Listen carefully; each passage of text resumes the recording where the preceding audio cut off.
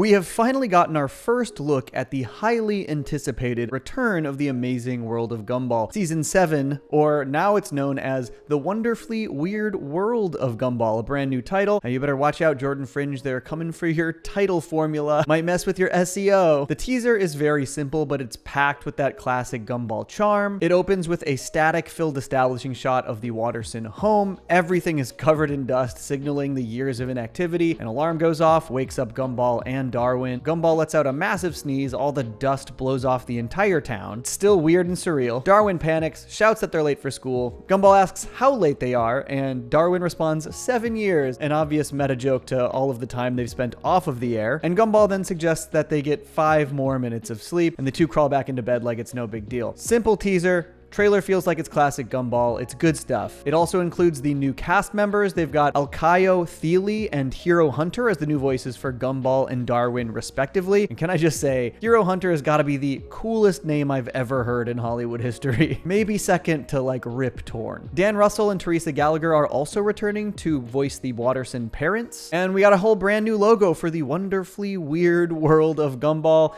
It's a logo that I particularly think is doing entirely too much. It's just almost impossible to read. It's not very legible. I see what they're going for here. They're trying to showcase all the weird different styles that Gumball uses, and I get the inclination to do something like this. It's creative. I just don't think it reads very well as a logo, personally. The first episode of this was actually previewed last year at the Annecy Festival, an episode called The Burger, and we've somehow got the titles for every single episode of Season 7. They're available on a wiki if you want to go read through them. There's a lot of them. And this will allegedly follow up the Season 6 cliffhanger. There are a lot of other channels that have dissected this trailer much more thoroughly than I ever could. Definitely go check those out if you're interested in the content of Gumball. But what I really want to talk about is the insane development that this show will not be airing on Cartoon Network. It's going to be premiering on Hulu, at least in the United States. It will be on Cartoon Network internationally. But also the fact that it's not premiering on HBO Max is crazy, because this is a Warner Brothers production. Warner Brothers has financed this show. You'd expect that it would go to Cartoon Network and HBO Max, the Warner Brothers channel and streaming service, and yet they are instead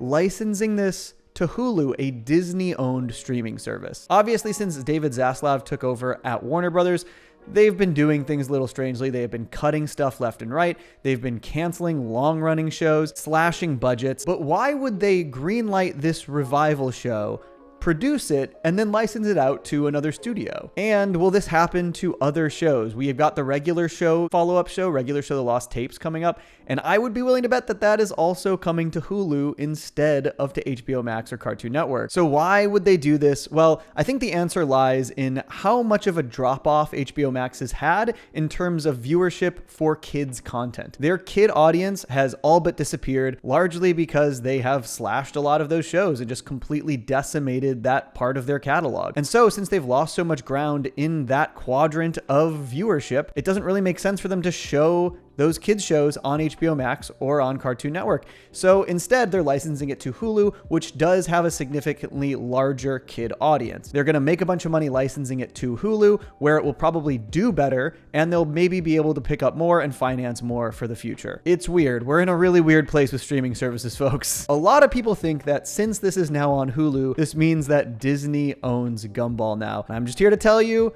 no, that's not how this works, you guys. You can look up who owns things. You don't have to just assume. You can actually look up the information. It's readily available. Disney does not own Gumball. They are licensing it from Warner Brothers, who's producing the show, and that's that. It's the same as Netflix or Hulu licensing any other show that other people make. Everything on Hulu is not made by Hulu. Hulu licenses so many shows. So no, Gumball is not being made by Disney. Disney does not own Gumball. Gumball is still a Cartoon Network and Warner Brothers production that's being licensed out to Disney. But that is still a weird development, and we'll probably see a lot more of this happening. I mean, there's new Adventure Time coming up, right? We've got the Side Quest show. Fiona and Cake will probably remain on HBO Max, but will Adventure Time Side Quests go to Hulu? Because that's going to be more kid focused. What about the BMO show? That's like specifically for kids? Is that going to go to Hulu? Are we splitting the Adventure Time library between Hulu and HBO? That would be a dumb mistake. I expect that Adventure Time will stay on Max, but there are also rumors of a new Steven Universe project Turbulent potentially in the works.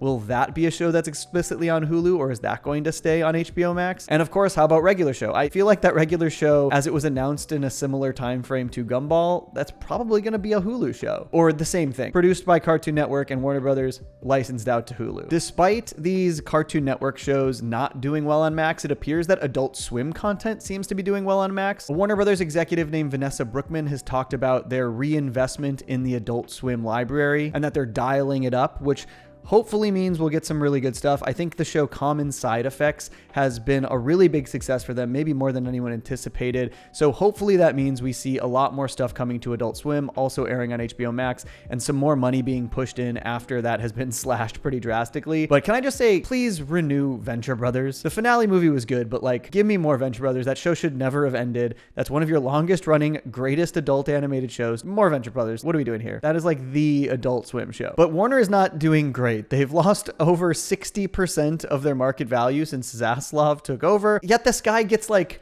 $50 million bonuses every year. The advertising revenue for Cartoon Network has plummeted. It was like over 600 million and now it's just barely over 100 million. And we've gotten word and confirmation that Cartoon Network will still make original content, but they're mostly going to focus on reboots and revivals, hence the regular show reboot, hence the rumors of a Steven Universe project, hence all of the Adventure Time projects coming out. Can we please get more Infinity Train if that's what we're doing? But it's really interesting to sort of speculate about where these will all land. Will they be licensing them out to other streaming services as well? Will we see some go to Netflix or some probably not go to Paramount? They don't have the money for that. Netflix, Hulu, those are kind of the two landing spots, I think. This is really highlighting, though, the problem we're having with streaming services. If a company is producing these shows and their own streaming service is not the right place for that to live, then what are we exactly doing here? I feel like we're gonna have to see at some point some kind of a merger of some of these services. Paramount, Peacock, are these things really going to survive on their own? There are some great shows on both, frankly, but like, I don't think they're going to be able to survive just on these individual shows. We're going to need a bigger library and a better value for the customer. And if I'm buying HBO Max, because I presume they're going to have the Cartoon Network and Adult Swim library, and then they're divvying out that library to other services, is there anywhere I can just get Cartoon Network, or am I going to have to split it up between all of these freaking services? Ultimately, it does kind of make sense for them to license out shows to other services for a better match for their audience. Like, if the kid audience is not on HBO Max, then why would we put the kids show on HBO Max? I totally understand that. But I still think this has got to be figured out at some point because I don't think it's sustainable. But what do you guys think about Gumball's return and the weird state of streaming services? The fact that a Warner Brothers Cartoon Network show is going to be on Disney-owned Hulu. It's weird. It's a strange place. Let me know below in the comments, and I will catch you next time. Peace. I stay mellow watching Johnny Two Cellos. He talks cartoons. He's a really cool fellow. He keeps you posted on adult cartoons. If that's what you're into, then grab a spoon and a very big bowl of your favorite cereal. Feels like Saturday morning cartoon material. Johnny Two Cellos, watch him on YouTube. Now enjoy this groove and bust a move.